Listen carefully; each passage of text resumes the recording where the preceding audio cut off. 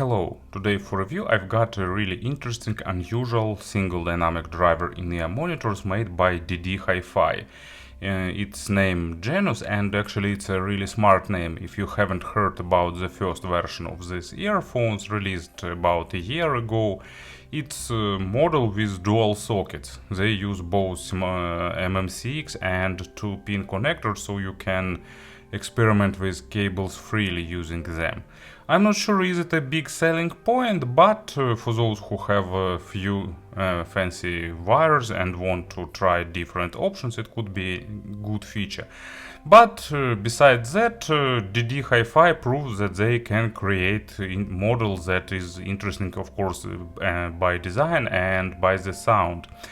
They gathered feedback about their first version of this Janus, named E2020A, and released the second version E2020B with a lot of small and big improvements in sound, in design and in other aspects. Price of this model is $150 for the basic version with regular copper cable and black case, and $200 with much more fancy cable and better case in the accessory set. And I'm pretty sure that it's a case when spending extra $50 really makes sense, because ddHiFi is good in creating accessories, cables and so on, and definitely if they put additional advanced better cable, it's worth that. Anyway, let's have a closer look. Package is traditionally simple, minimalistic, recycled cardboard, so ddHiFi cares about the nature and uses recycled materials. It's really tight in opening. Here is a manual, and inside we'll get pack of silicone gel,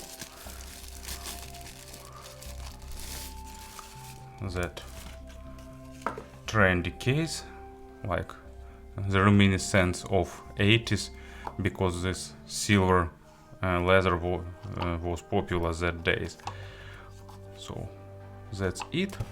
Here is the cable, it's the advanced one, and you'll get this nice organizer clip with pretty strong magnets, good for cables organizing.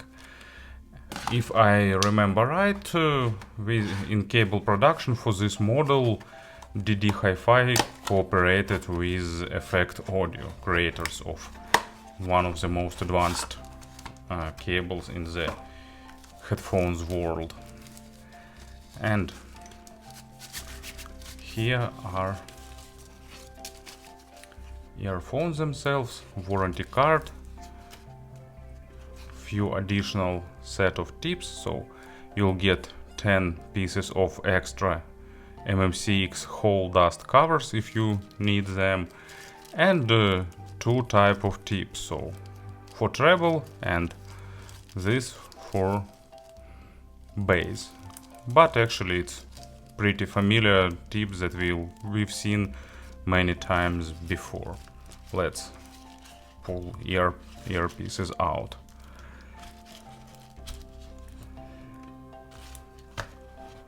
And put that aside.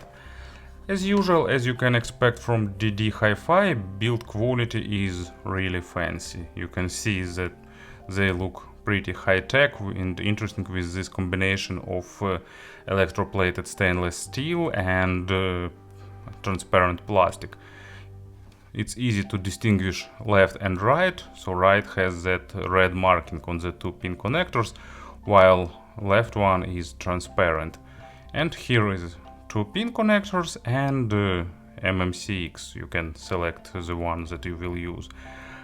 We can see some wiring inside and spherical inner cavity that used for acoustic treatment of new 10mm dynamic driver. They have average length of spouts, but they fitting pretty deeply into ears, so sound isolation is even slightly above average, and many people will be able to fit them deeper to get even better isolation. Lip for holding the tips, protective grill, all that parts are present. As you can see, there are a few vent holes here and everywhere, so they spend time thinking about pressure relief. Build quality is superb. What is also good about this model, it can be weared both over the ear or cable down, so thanks to this design, this earphones appears to be absolutely universal. Cable down, over the ear, whatever you like. And here is cable itself. It's a hybrid wire using copper and silver. Let me see, is it which one is left and which one is right? I can't see markings here, so this one is right and this one is left. So of course we can use them, they are symmetrical, so it can be also put into left ear, but by color it's easier to distinguish them. Here they are, clicks in both ears and they are set and done. So I don't know what you think, but in my opinion they looks pretty fancy and trendy, unusual. Cable is slightly softer than average, really well braided, looks really good, and soft, almost not getting hard when it's cold outside, not super soft but on the softer side of things. The microphonic effect is low, and if you want to avoid it, you can wear them over the ear. Cable doesn't have ear hook, so if you want to wear them cable down, you can do it with stock cable already. And here is splitter chin slider, and it goes down to the regular jack. Actually, ddHiFi recently announced some advanced handmade hand braided cable. Really looks fancy. Didn't test it, I'd like to, but we'll see if I get it. But also looks pretty interesting, but it's the case when stock cable is already really good enough. So to summarize this part, I think you already understand in terms of package, design, accessory set, build quality and other stuff, model is really great. And of course about the sound, I gave them about 60 hours of burn-in. There were slight changes in sound during first 10 hours or so, but if you decide to get them, there is not much sense in my opinion to spend some dedicated time burning them in while you'll be experimenting with fit and wearing style and tips. The sound will settle already, so just start finding the proper tips and enjoy them. And I prefer the bassy type of tips. Actually, in my opinion, the proper word here is not bassy, but less bright. And I use medium ones because I prefer over the ear wearing, it appears to be a bit deeper. But it's of course subjective. As a player, to show examples, I will use iBasso DX300, still great option. Anyway, in terms of sound, ddHiFi decided to build on the foundation of the previous version of Janus, but of course they took into account the feedback and they made this model more forward. So in short, it's a pretty natural model for those who like slight focus on the micro contrast and who are okay with bright sound, and in exchange they will give you nice clarity, transparency and detalization. But of course let's talk about the sound step by step. Bass is almost natural, it's slightly boosted, but this accent is really minor, so it's definitely not the model for bass heads, not for those who prefer big amount of low frequencies, so it's almost linear, but at the same time it's pretty technical. It's fast, slightly faster than traditional dynamic drivers, not too dry, but a bit on the faster side of things, and in exchange it will give you really good texturing, it will give you tons of small nuances, so it will sound great with acoustic instruments, really good in representing that overtones and minor nuances. And it has a good depth, but at the same time it's not accented. So for electronic music, pop music and other genres where quantity is important, it's a matter of taste, because bass here is pretty punchy and tight, but at the same time weight is not accented. So if you need just pure weight, probably it's not a model for you. But if you're okay with models that substitute weight for the punchiness, it could be a good option. Actually, I pretty like them with electronic music, that fast tight bass, but at the same time pretty mighty, sounds engaging. But definitely not the model for those who need a lot of low frequencies. And as an example, I selected Diablo Swing Orchestra, Gunpowder Chant, and it's a track with didgeridoo part. And these instruments sound really magical with these earphones. It goes to pretty deep bass and resonating there with a lot of multi-layered low frequencies, and this model renders this nicely. Mids are natural, transparent, slightly focused on the micro contrast, not as typical balanced armatures. It's still a dynamic driver, but it's a fast resolving with a focus on the clarity and crispness. This model has a slight accent on the upper mids, meaning it boosting that transparency and emotions for the female vocals. It's boosting distorted guitars a little bit, making sound slightly more aggressive. But lower part of mids is also pretty clean and clear, less boosted, but still of course pretty noticeable and present. And that means it doesn't add adding weight to the instruments or to male vocal. If you like weighty representation, probably it won't be an optimal model for you, but if you like transparency and detalization, it's a really good option. They are slightly critical to the quality of records, not super nitpicking, but they require properly recorded material to sound well. And they build a pretty spacious stage. Width is better than depth, but still depth is slightly above average and width is noticeably above average, and that means that they will show a nice positioning.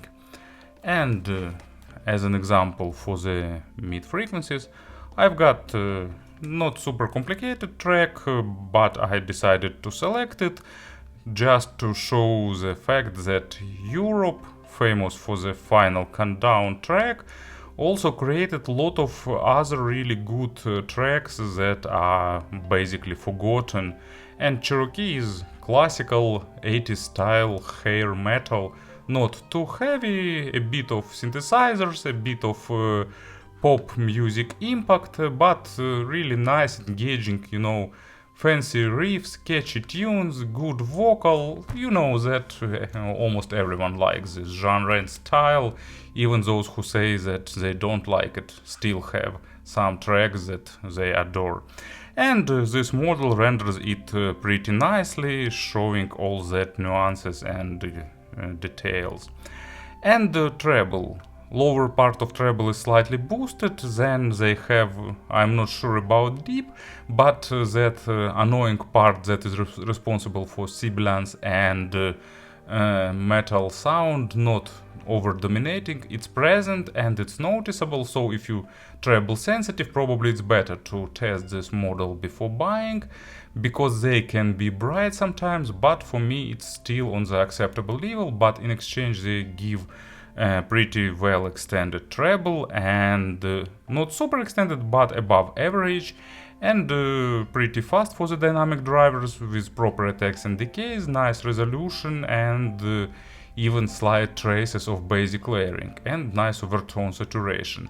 It's not that balanced armature type of lightweight treble, it's more present dynamic drivers one, and probably it's not the model for treble sensitive or treble phobic people, but for those who is okay with treble, this model will give nice clarity and transparency, and partially it plays its role in the overall tuning of this model.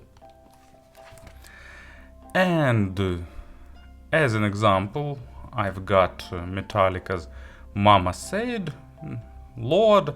You know, I'm not a big fan of Metallica's 90s albums, but still they are better than what they start doing in the millennium. And Mama said it's classical Metallica style ballad, and it has nice percussion and guitar, and all that stuff goes to the treble area, and these earphones render it pretty nicely and in engaging way. In terms of pairing, they don't require tons of driving power, but they require good control because they are pretty transparent, and that means that they show the character of the player, so selecting proper source for them is a matter of what you'd like to achieve with sound. If you wanted to make it softer, for example, you can go for KN-3 Pro, for example. If you need opposite, natural and technical, something like Fuse M11 could be an option. Speaking about the conversions, actually they are pretty different from vast majority of models in this area. There are a lot of them actually, and I won't even try to recall them. Just, closest and pretty obvious rival is NF Audio NM2 Plus or whatever it was. I don't remember that exact index, but that NF Audio model that I reviewed, this one has slightly more low frequencies, a bit more boosted, but not too much, and almost the similar mids, and this model is a bit better extended on treble. So this model tries to spice sound a little bit. NF Audio NM2 is absolutely, well, maybe not absolutely, but on the monitor side of things, and this one is too, but it's trying to be a bit more fancy. And Moondrop XXS, sorry, the only model in this price tier by Moondrop that I reviewed. Also pretty similar in tuning, but it's a bit more weighty on low frequencies than this one. But this one is slightly faster in terms of punch on low frequencies, and Moondrop is a bit brighter to my ears. In general, in average, they have about the same amount of treble, but Moondrop spikes hitting more to my to the area where I'm more sensitive. Won't try to compare them with different hybrids, because hybrids meaning usually different sound, and for example ddHiFi P1 slightly reminds this model, but ddHiFi is more focused on the micro detalization and sounds even a bit more aggressive than this model. If you need some additional comparisons, feel free to ask me, but meanwhile I must admit that ddHiFi created interesting model for those who like natural and technical sounding dynamic drivers. Thank you for listening, thank you for your attention, and of course have a nice day.